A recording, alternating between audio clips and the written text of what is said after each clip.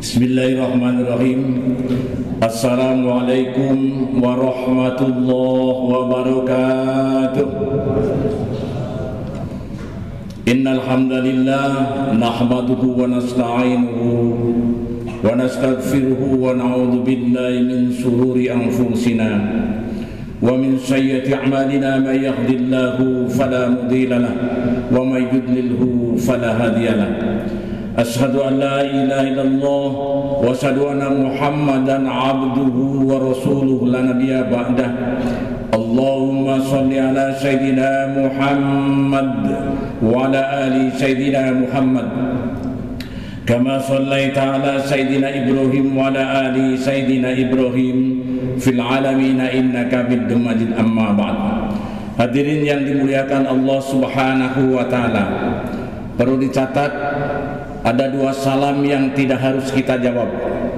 Pertama, ketika kita ziarah ke makam, tepatnya menjelang maghrib, hujan rintik-rintik, lalu Bapak mengucapkan assalamualaikum ya ahli kubur, tiba-tiba ada yang menjawab insyaallah kita akan pulang kembali. Hadirin rahimakumullah. Yang kedua, bagaimanapun mertua kita bager luar biasa, 2 hari yang lalu kita mendapat waris, lalu kita berjamaah dengan mertuanya jadi imam, lalu habis sholat assalamualaikum kita jawab, itu pun tidak boleh kita jawab. Hadirin yang dimuliakan Allah Subhanahu wa taala, tidak terasa Ramadan tinggal beberapa hari lagi kita akan memasuki hari raya Idul Fitri. Dijamin nanti tidak ada perbedaan di Indonesia ini. Ramadan pasti akan jatuh pada 1 Syawal, dijamin insyaallah. Hadirin yang dimuliakan Allah Subhanahu wa taala, di sini sudah ada tulisan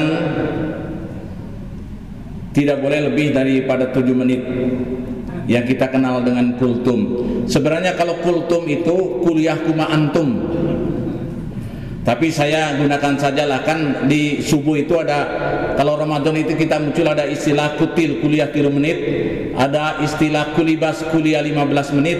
Kalau saya kulkas lah, kulkas itu kuliah ringkas. Hadirin yang berbahagia, ada sebuah hadis yang perlu kita renungkan. Ini hadisnya pendek. Hadis ini diriwayatkan dari Abu Dawud wa Tirmidzi dari Ibnu Abbas. Al jannatu mustaqatun ila arba'atin nafarin. Ada 4 golongan yang dirindukan surganya Allah. Dari nanti hasil Ramadan yang kita kenal dengan bulan tarbiyah, bulan pendidikan, itu seusai Ramadan, hadis ini saya kira perlu kita renungkan.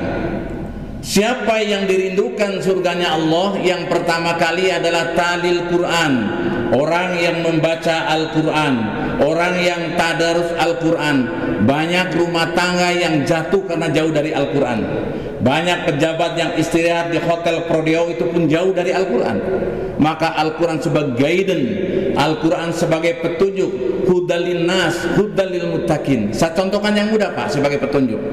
Misalnya Bapak bertamu ke salah satu saudara kita, begitu uluk salam assalamualaikum, lalu Bapak duduk, lalu lihat di dinding itu ada lang-layangan, pasti Bapak di hati mengatakan Bapak ini senang karena lang-layangan, hudan petunjuk.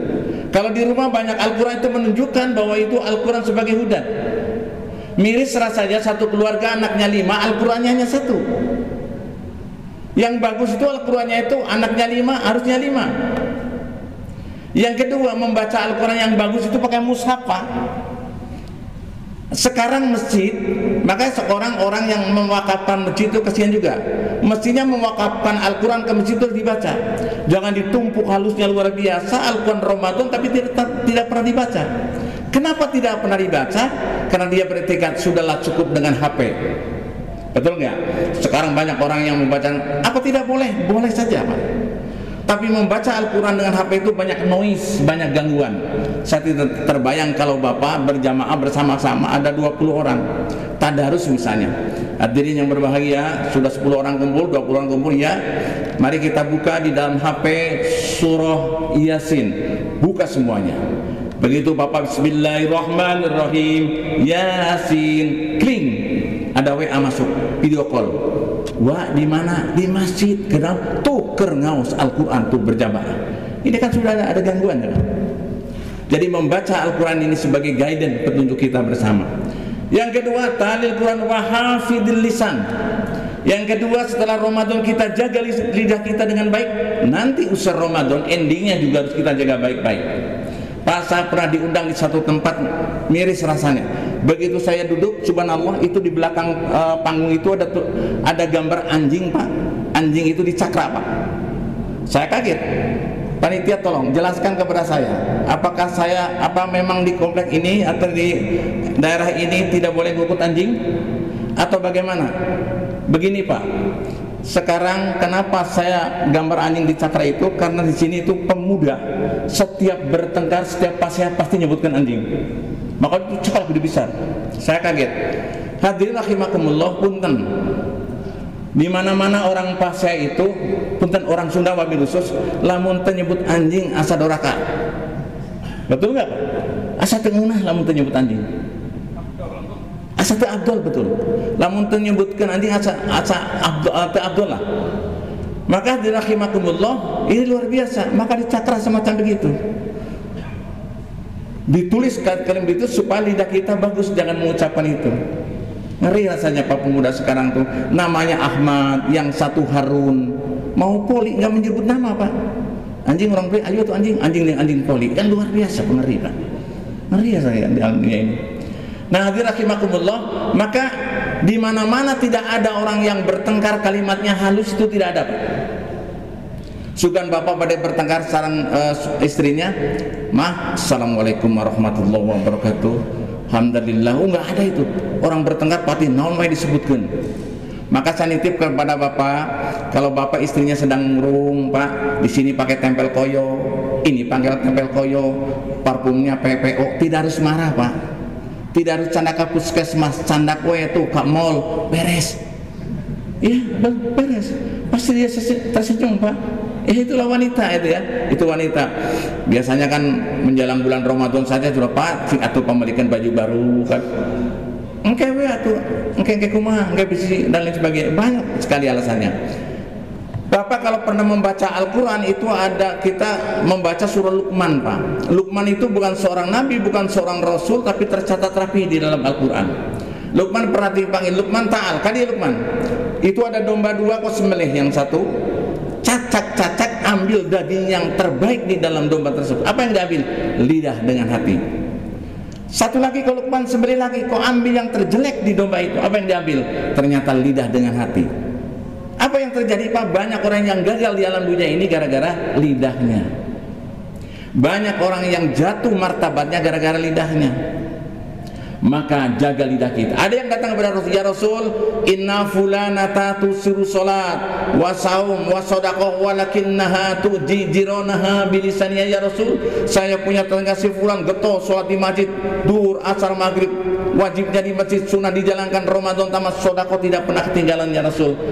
Walakinnaha tujironaha bilisaniya, tapi lidahnya tidak bagus, ya Rasul. Saya difitnah tiap hari, dibicarakan hal yang tidak baik. Bagaimana, ya Rasul, orang yang semacam begitu? Apa kata Rasul? Ya finnar. Hadirin rahimakumullah, kadek, umroh tiap tahun tidak menjamin kita masuk surga. Ya, tahajud terus-terusan tidak menjamin masuk surga kalau lidah kita pernah tidak baik. Apalagi punten sareng sepuh yang pernah melahirkan dan membesarkan kita. Pak, saya pernah ceramah di salah satu panti jompo, Pak. Ada seorang ibu yang menangis. Ustaz, ini saya sudah 6 bulan dimasuk di panti jompo ini. Anak saya hebat, jadi profesor doktor di Jakarta, pejabat tinggi, tanda tangannya dikejar-kejar oleh orang. Tapi ketika saya udur dimasukkan ke panti jompo, nangis. Orang tua tidak pernah menghitung, nah nanti kau kalau sudah punya jabatan tinggi, rezekinya hebat, kau bagikan kepada mama dan bapak. Tidak pernah. Apa yang diminta? Nak, doakan orang tua. Apa doanya? Allahumma firli wali walidayya warhamhuma kama rabbani shaghira. Tapi banyak orang yang lalai kepada orang tua. Kita hebat di alam dunia ini, Pak, punten. Tidak doa apa RW, tidak doa apa camat, tidak doa apa gubernur. Pertama kali yang mendoakan ibu kita tercinta. Wahnan ada wahnin, 9 bulan lamanya semakin susah dan semakin susah. Maka di momen Idul Fitri kita gunakan sebaik-baiknya. Yang jauh kalau bisa datang sana, tidak bisa nge-WA video call, mama mohon maaf selama ini saya belum bisa membantu mama, doakan mah saya yang rezekinya bagus, insya Allah Ramadan depan kita akan kembali ke rumah. Doakan orang tua kita. talil Quran wa hafidh lisan wa mut'imil jian.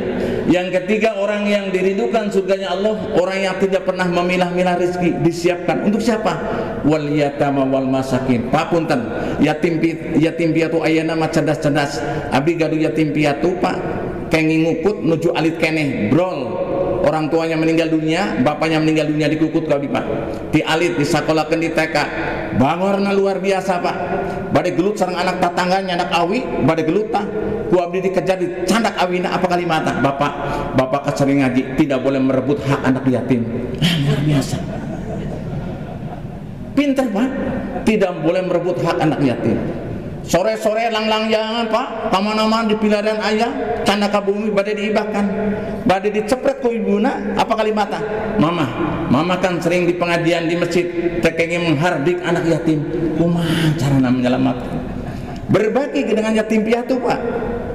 Kapan saja, apalagi di bulan Ramadan adalah bulannya yatim piatu. Kita berikan, tidak ada Pak di dalam Al-Quran dari mulai Al-Fatihah sampai An-Nas orang yang membantu yatim piatu miskin itu tidak ada. Tapi kadang-kadang kita hitung tai lutung, mikiran kira-kira lah musa bantu kumaha. Jangan berpikir begitu Pak. Ini salah satu Pak keajaiban Pak. Di 2027 saya akan berangkat ke Mekah. Kurang 7 juta Pak. Saya menang istri Allah. Tinggal 3 hari lagi Bang Su dan Lafun. Saya ingin menemuimu ya Allah dengan ziarah ke Mekah, melaksanakan perintahmu ya Allah. Bagaimana caranya ya Allah? Akhirnya karena yang yatim sekarang sudah kerja, Pak, sudahlah, Papa sekarang sholat sunat taubat.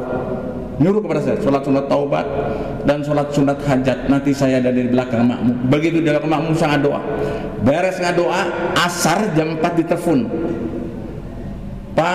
Pak Mualif, tolong kirimkan rekening. Alhamdulillah dikirim 8 juta. Tina 7 juta menjadi 8 juta.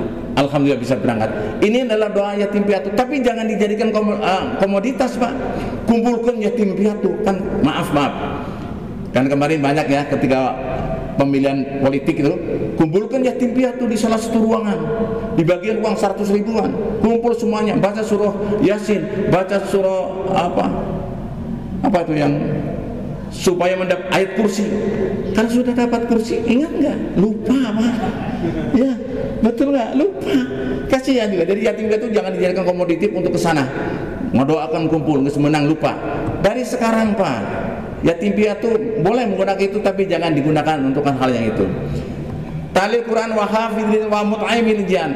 Yang terakhir wasoimi fi sahri Ramadan. Nah, mudah-mudahan saya berdoa ini yang hadir semuanya yang iktikaf Ramadan yang akan datang sampai lagi dalam kondisi sehat walafiat. Sebab Pak, tidak ada yang hebat di alam dunia ini kecuali bulan Ramadan. Kenapa? Bulan Ramadan adalah bulan disiplin Pak, bulan kejujuran. Silakan Bapak, kalau Bapak berwudu duhur, kalau berwudu duhur ada orang yang ketemu lama taing perlu dicurigai Pak. Kang, lambi-lambi ting wudu Kang bari kalau hur sagala kebut teh. Terus kalau hur kadap deui. Ai wudu sabaraha kali kekemuna Pak? 3 kali. Sekali diburakeun 2 kali masuk. Kan bahaya Pak. Betul enggak? Bahaya ini, kejujuran luar biasa. Sihan ka Gusti Allah Pak. Padahal Pak, masuk 1 tetes saja PDAM tahu enggak Pak? Enggak tahu PDAM. Kalau ini habis Ramadan dijalankan oleh para pejabat aman Indonesia ini Pak. Sian ka Gusti Allah, tidak ada korupsi. Kenapa? 1 tetes saja masuk ke kita takut kepada Allah. Yang kedua Pak, di bulan Ramadan punten siang sirang jam 11 istri Bapak yang sah keluar dari air pakai anduk serta menungkul, apa kata Pak? Masuk. Pakai baju benar. Padahal istri sendiri Pak sah. Tapi kalau di bulan Ramadan siang hari haram hukumnya. Betul nggak Pak? Nah ini hati-hati Pak. Di bulan Ramadan adalah bulan kejujuran, bulan kedisiplinan.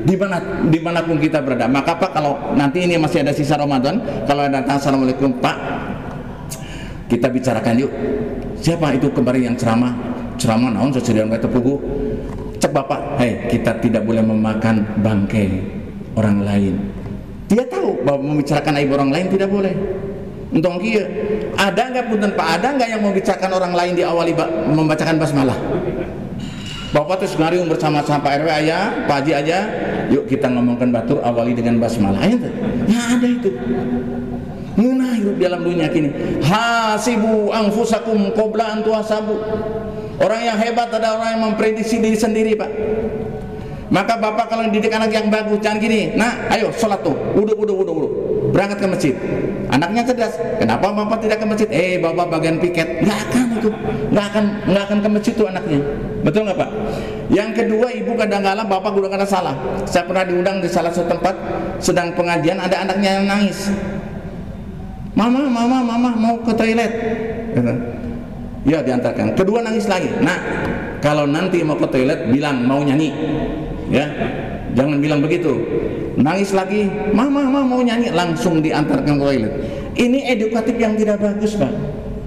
1 bulan kemudian bapak dan ibunya pergi ke Bogor, Pak. Pergi ke Bogor 1 minggu, sepertiga malam titipkan di kakeknya. Begitu sepertiga malam kayak mau nyanyi naon banyak ya. Agustus gelahin. Kayak nggak kuat kayak mau nyanyi ya sudah, dekatkan ke telinga kakek yang indah. Ini kan mendidik yang tidak bagus, Pak. Betul nggak? Yang kedua, ngelatih fikih. Ini punten ibu-ibu atau bapak sekalian, kalau ngajar fikih hati-hati, Pak.